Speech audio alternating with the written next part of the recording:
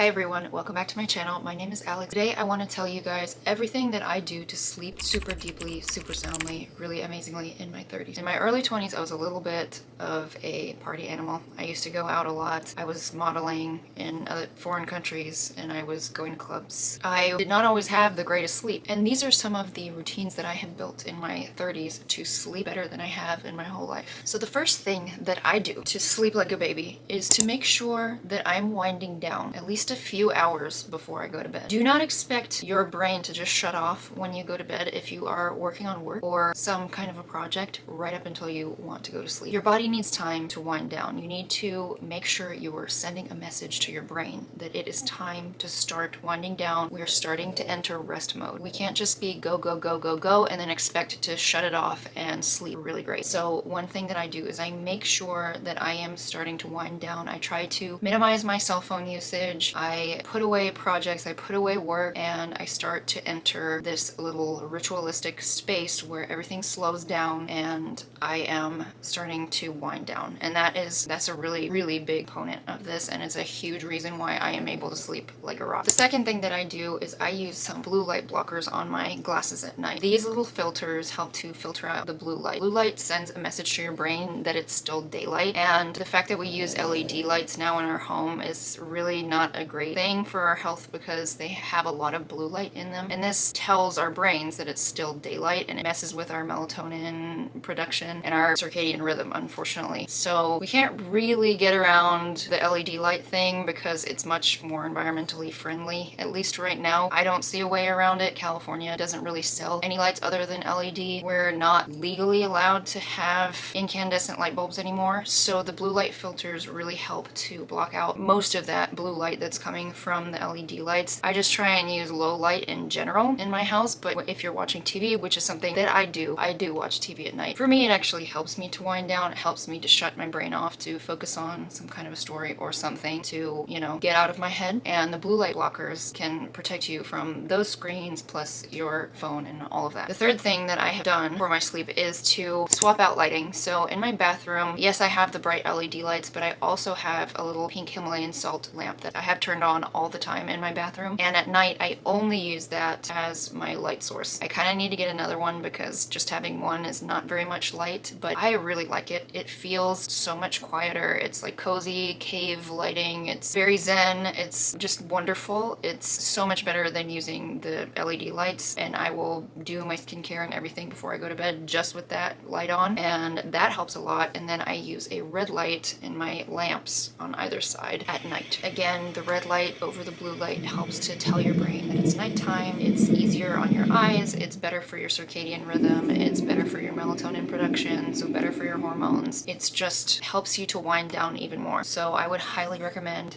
doing red lights in the bedroom at night. And I have like an overhead light for during the day, and then I just use these at night, and then that's just like a really, really great way to keep your brain in nighttime mode. Number 4, phone rules. So for my phone, I do not go on social media for the last hour before bed. I might control my TV with my phone, or I might look something up really quick. I try not to use my phone at all in the last hour before bed, and I also really, to be honest, don't use social media probably from about 7-8 p.m. onwards. I do not go into social media, and then I try not to use my phone at all for the last hour. But again, like sometimes I am controlling the TV with it, or I am looking something up really quick, or turning an alarm on or something. And what I do with that is to turn on a red light filter. And if you guys haven't followed me on Instagram and TikTok, I am gonna link this video in the description so that you guys can see how exactly you can turn this on. And please make sure you go ahead and follow me over there because I give little daily updates in my stories and just post a lot of little fun reels every day. So anyway, so yeah, the red light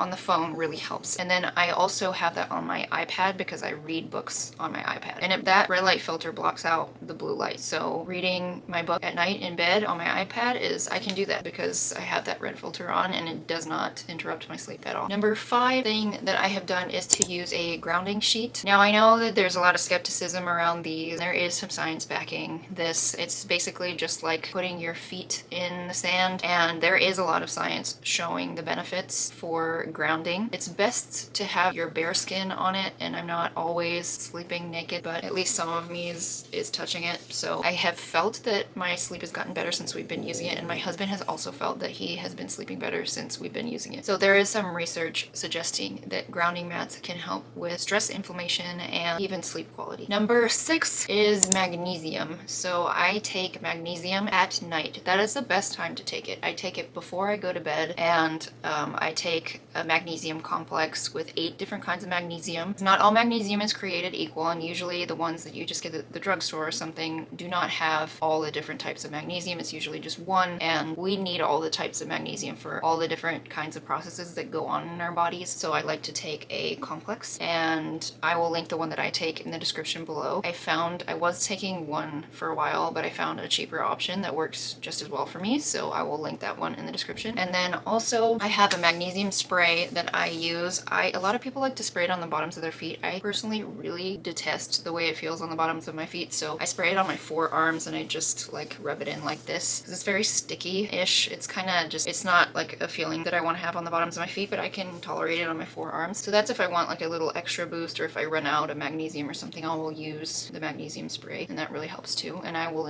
also link that one in the description below. Magnesium is extremely calming to the nervous system, and it relaxes our muscles, among a host of other things. Number 7 is cycle-specific extras. So when I'm in the correct part of my cycle, what I will do is I will either use a red light therapy device over my abdomen, or I will do a castor oil pack. And these are, I usually do this when I'm in my follicular phase or during my period. So this just helps to encourage it to recruit follicles. The castor oil packs work really well for that, and the red light therapy, it just kind of increases blood flow to the area, and it helps with follicle recruitment. So I do that, and it's like a very cozy kind of practice to do as well. It feels so good at night. Sometimes when I put it on, I'll kind of fall asleep just from that because it feels so amazing. That is one thing that I will do at certain parts of the month, which in turn help with hormonal regulation. Having regulated hormones really helps with your sleep quality. Number 8 is no caffeine after 4 p.m. I would say even earlier, really. The only caffeine that I have during the day usually is 1 cup of coffee in the morning, and that's a medium roast cup of coffee. Sometimes I even forego the caffeine and will get a decaf cup of coffee. I don't really feel like I need it. My body doesn't need caffeine, so, but I do, like my husband does, so when I get coffee, I will get the caffeinated one, but I get a medium roast because the dark roast is way too much for me. And then sometimes I'll have like a black iced tea for lunch or something, and that is all the caffeine that I'm having in the day, and that black tea is pretty rare for me as well, so that's just like a once in a while thing. So usually it's just my 1 cup of coffee in the morning. That's all the caffeine I'm having in the day, but having caffeine after 4 p.m. can really mess with your sleep, so I would highly recommend that you avoid it at least after 4 p.m. Number 9 is the bedtime, the actual bedtime. For me, that includes reading in bed at night. I always have something that I'm reading. I do not scroll by any means. Absolutely not. No way. Obviously, I'm not using my phone in the last hour before bed. So for me, when I go to bed, what I do is I will turn on my red light. I will turn on my rain sound from my alarm clock, my sunrise alarm clock, which again, I will link in the description below. But my sunrise alarm clock has rain sounds. It wakes you up with bird singing sounds, and it simulates sunlight in the morning. But the rain sound that it has is really nice, and putting that on just kind of masks any other noises that might be happening that could wake me up in the morning, like this one snoring, my dog